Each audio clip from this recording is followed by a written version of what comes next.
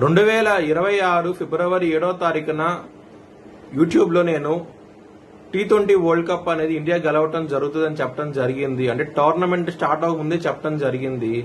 అది మార్చి 8వ తారీఖున అది ప్రూవన్ అయ్యింది. ఇది యూట్యూబ్ ఛానల్లో పెట్టడం జరిగింది. వార ఫలాల్లో పెట్టాను కూడాను.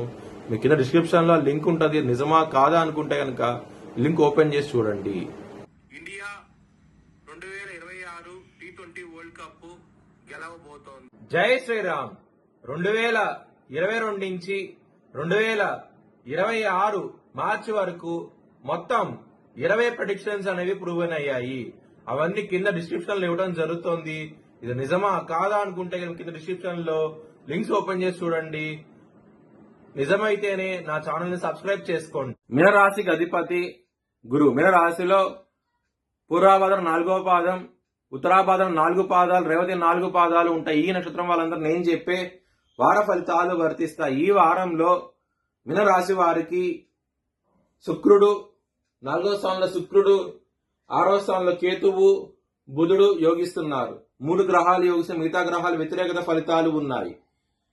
మీరు కనుక బ్రాహ్మణుడు నల్ల నువ్వులు దానం చేస్తే కనుక మంచి ఫలితాలు ఉంటాయి. లగ్నంలో శని ఉన్నాడు కాబట్టి ఇబ్బందులు పడే అవకాశం ఏలినాటి శని ఉన్నది కాబట్టి బ్రాహ్మణుడికి నల్ల నువ్వులు దానం చేయండి. శివుణ్ణి ఆరాధించండి. శివుడు బోలాశంకరుడు.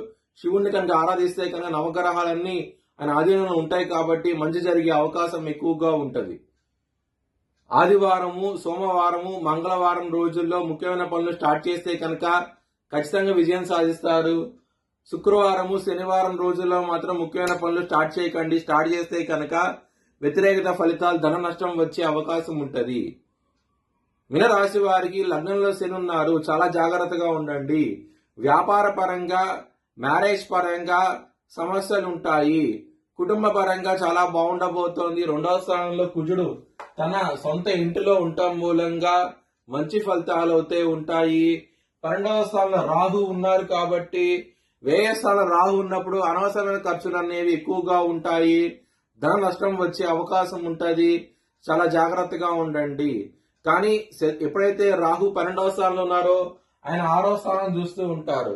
రుణరోగ శత్రుస్థానం చూస్తూ ఉంటారు. శత్రువులు నశించిపోయే అవకాశం చాలా ఎక్కువగా ఉన్నది. ఇక్కడ 6వ స్థానాధిపతి అయిన సూర్యుడు 3వ భావంలో ఉన్నారు. మంచి ఫలితాలు అయితే ఉంటాయి. చాలా ఆనందంగా అయితే ఉంటారు. ఎనిమీస్ అనే వాళ్ళు చాలా తక్కువగా ఉంటారు ఈ వారం అనేది. మ్యారేజ్ పరంగా బ్యాడ్ టైం నడుస్తుంది. వృత్తి పరంగా కూడా బ్యాడ్ టైం నడుస్తుంది. ఇక్కడ 10వ స్థానం మీద శని దృష్టి ఉన్నది. ఇక్కడ చాలా చాలా జాగ్రత్తగా ఉండాల్సిన అవసరం ఎక్కువగా ఉన్నది. మీకు గ్రోత్ అనేది చాలా తక్కువగా ఉండే అవకాశం ఉంటది. ఏలినాటి శని ఉన్నది. పైగా లగ్నంలో మీరు కనుక శనికి హోమం చేయిస్తే కనుక మంచి ఫలితాలు ఉంటాయి. ఒకవేళ చేయించుకోవాలనుకుంటే కనుక హెచ్ఎల్ఎన్ జ్యోతిష్యాలను సంప్రదించండి. మీకు లైవ్ వీడియో కాల్ హోమాన్ని చూపించడం జరుగుతుంది. మీ భవిష్యత్ వివరాల కోసమై హెచ్ఎల్ఎన్ జ్యోతిష్యాలను సంప్రదించండి.